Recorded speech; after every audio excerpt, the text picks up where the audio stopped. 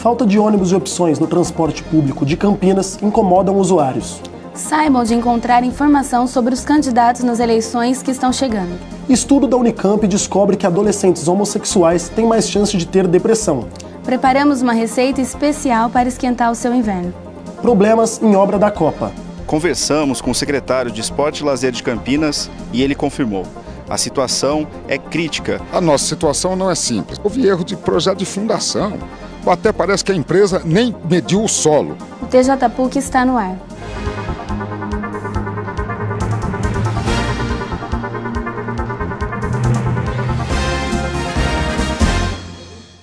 Boa noite. Boa noite. O prazo para as obras da Copa do Mundo está ficando apertado. O trem de alta velocidade deve sair do papel. Na última sexta-feira, foi criado pelo governo a empresa de transporte ferroviário de alta velocidade que vai executar o projeto. Mais de 850 milhões de reais serão investidos em obras no aeroporto de Viracopos. Já foi assinado o contrato de concessão entre a ANAC, Agência Nacional de Aviação Civil, e a empresa Consórcio Aeroportos Brasil. Mas uma outra obra que está parada coloca em risco a participação de Campinas na Copa do Mundo e nos Jogos Olímpicos. Campinas foi escolhida como sede do Centro Esportivo de Alto Rendimento da região Sudeste. São apenas 5 em todo o país. Atletas de natação e atletismo já treinam no local. Semifinalista nas Olimpíadas de 2008, Anselmo treina nas pistas do Centro Esportivo. Ele busca uma vaga nas Olimpíadas de Londres e vê a importância do centro para um treinamento em alto nível. A gente vem fazendo um trabalho para Londres, né? Então essa pista aqui é excelente, essa pista aqui ela tem um material muito bom, o clima daqui de Campinas é muito agradável, então está sempre em boas condições para a gente manter um treinamento de alto nível. Imagine se um atleta de alto rendimento, após a largada, desse alguns passos e ficasse paralisado. Agora imagine se ele não soubesse nem quando e nem como poderia terminar a corrida. É nessa situação que se encontra um dos principais projetos de Campinas para ser subsede da Copa do Mundo de 2014 e dos Jogos Olímpicos de 2016. A obra do ginásio do Centro Esportivo de Alto Rendimento foi paralisada após erro na sondagem e projeto de fundação feitos pela empresa Barizon PTA. Como consequência, o contrato com a empresa responsável pela obra, JZ Engenharia, foi rescindido amigavelmente. Mas e agora? Como serão concluídas as obras? A primeira providência é assegurar os recursos. E aí nos próximos 10, 15 dias nós esperamos ter tudo isso já resolvido com o Ministério do Esporte. A partir dos recursos garantidos é que nós buscaremos ou um convênio com o Exército ou licitação, apresentação de projeto, tudo mais, e contratação de empresas ou empresa para realizar as obras. Agindo rapidamente, a Prefeitura pode assegurar os 14 milhões de reais pagos pelo governo para a obra do ginásio. Além disso, será necessário reformar os alojamentos que estão em mau estado ou construir novos. A plataforma de saltos ornamentais foi construída fora dos padrões e talvez seja refeita. Isso aqui é um centro vital para a cidade, o estado e o país. Que centros nós teremos disponíveis tanto para os nossos atletas como para as delegações que para cá virão. Vocês façam ideia de que são mais de 200 países que virão nas Olimpíadas. Essa turma vai ficar onde? Para cumprir os prazos, a Prefeitura tem que correr e encontrar logo uma solução. O Tribunal de Contas da União divulgou o aumento de gastos em mais de 2 bilhões de reais, em relação ao número divulgado em março. Assim, o orçamento do governo para a Copa chega a 27 bilhões e 400 milhões de reais. E esses problemas na administração pública apenas reforçam a importância na escolha dos governantes. Logo, teremos eleições municipais. Veja onde você pode conseguir informações sobre os candidatos. Mais um ano de eleição e o eleitor não tem orientação sobre como e onde se informar sobre os candidatos. Desconhece seus direitos e sequer sabe onde se localiza o cartório eleitoral. Na verdade, a gente conhece assim os do bairro, né? No caso, os do bairro a gente conhece, tem convivência com eles, mas os de fora a gente não tem conhecimento nenhum, né? Acredito que no site da prefeitura, na internet a gente acha bastante coisa, né? Mas eu acredito que ainda falta muita informação para a população. É aqui que ficam todos os cartórios eleitorais de Campinas. Neles, os eleitores podem se informar melhor sobre seus candidatos e sobre seus direitos, que vão além do exercício de votar e ser votado. Eles podem fiscalizar e cobrar promessas. Eles devem participar ativamente do processo político. Essas atividades ajudam a conhecer bem os seus candidatos e depois escolher o seu. Prefeitos e vereadores, eles precisam se relacionar com os problemas vivenciados pela cidade. Então, a primeira coisa a saber é se esses candidatos, eles estão cumprindo com aquilo que eles prometeram em eleições passadas. O eleitor pode se informar melhor nos sites transparencia.org.br e tse.jus.br e neles obter informações sobre os candidatos e conhecer melhor seus direitos. Todos os cartórios eleitorais de Campinas ficam no Palácio da Justiça, na Rua Regente Feijó, com a Avenida Campos Sales, no centro da cidade. A adolescência é uma fase de ajuste entre a infância e a vida adulta. Esse processo é ainda mais difícil para homossexuais. É o que afirma o estudo da psicóloga Daniela Goraieb. Uma tese de doutorado da Unicamp indica que jovens homossexuais têm mais tendência a desenvolver transtornos psicológicos.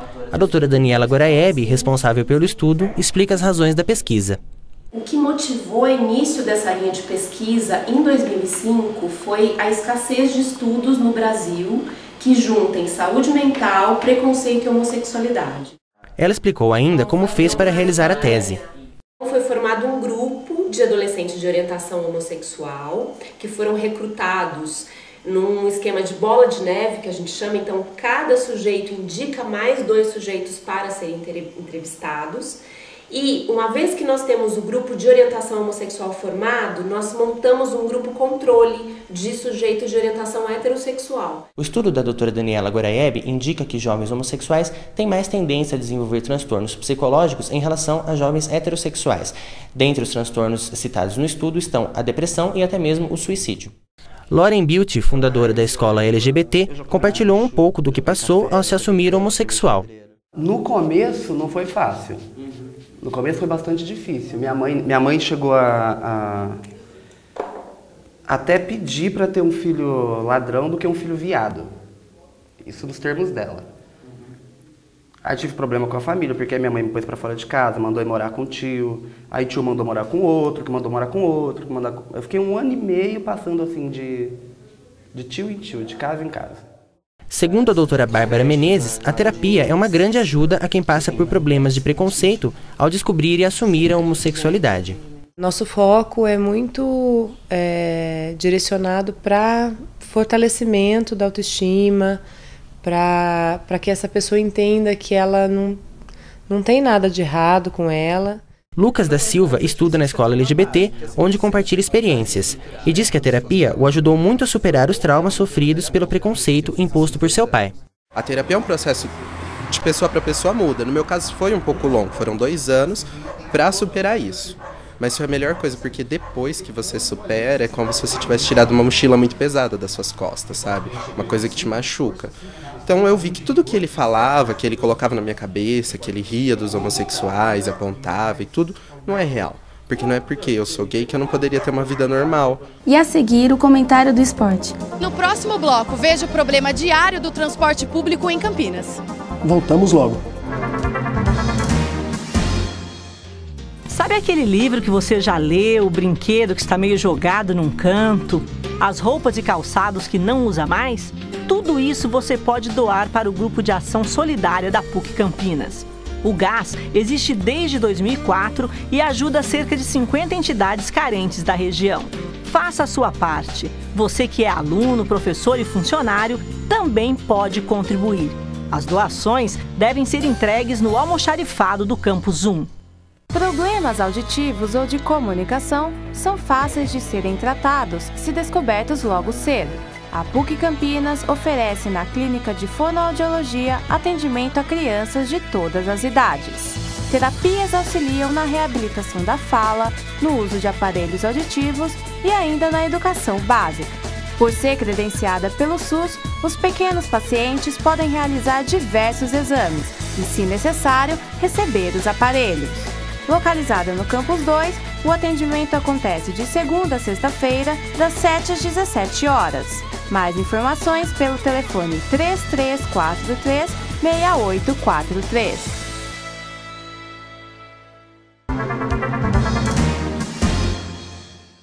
transporte público anda cada vez mais complicado em nossa região e a população reclama da quantidade de ônibus em Campinas.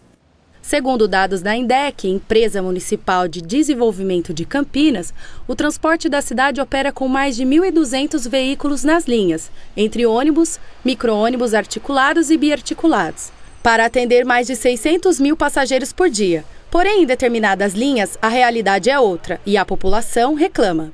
Eu acho que falta ônibus, né? Por exemplo, aqui se eu perco esse aqui, o próximo é daqui 20 minutos só. Então, como eu moro longe, eu acho que deveria pôr mais ônibus nas linhas, né? Para não ter essa demora tão grande. Eu acho a demora, porque lá nós tem dia de semana, tem 2 ônibus de meia hora, mas dia de sábado e feriado é de hora em hora, só tem um na linha.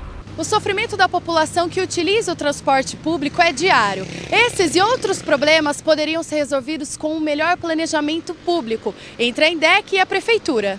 Hoje, na cidade de Campinas, não existe um sistema de transporte público adequado para atender toda a sua demanda.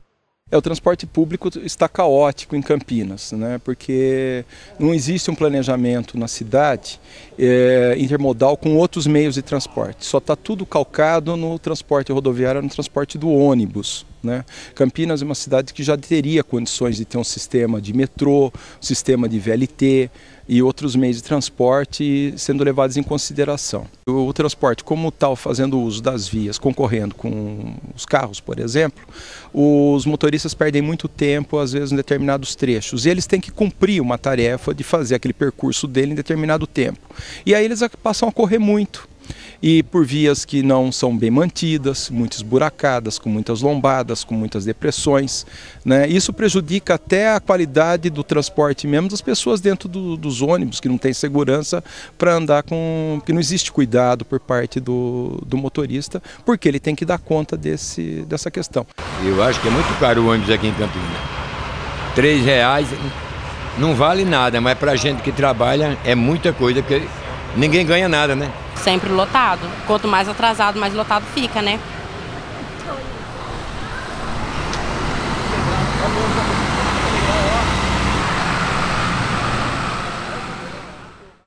Procurada pela nossa reportagem, a INDEC não quis gravar a entrevista.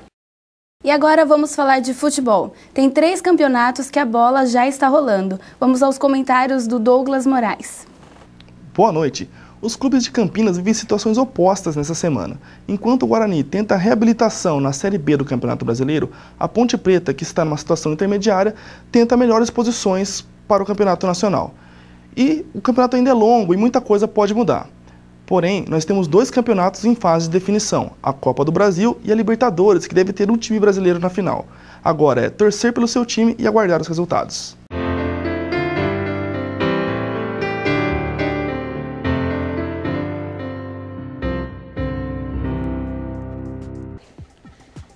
O inverno chega hoje, oficialmente dia 20 de junho, e com ele chegam também a chuva e uma diminuição discreta da temperatura.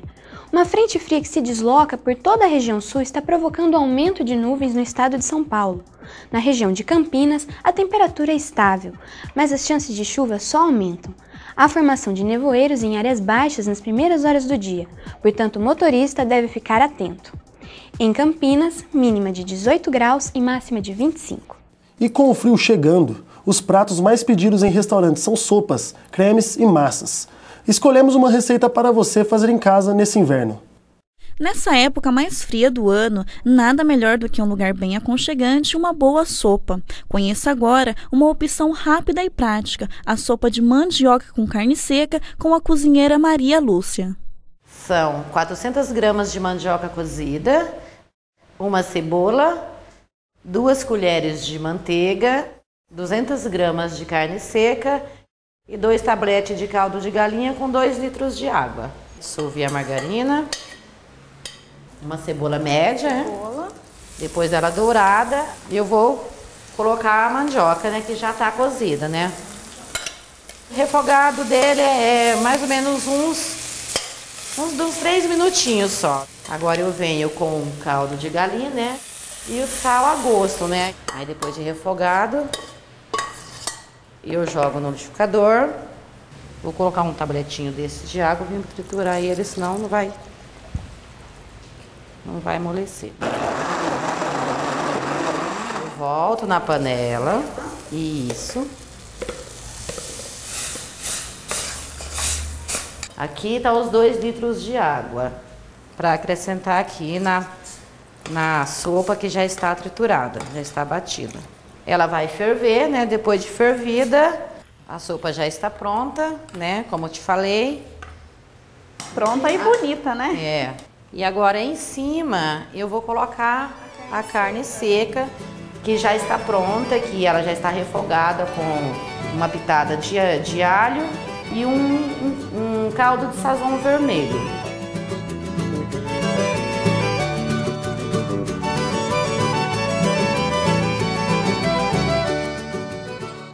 Espero que você tenha gostado dessa dica.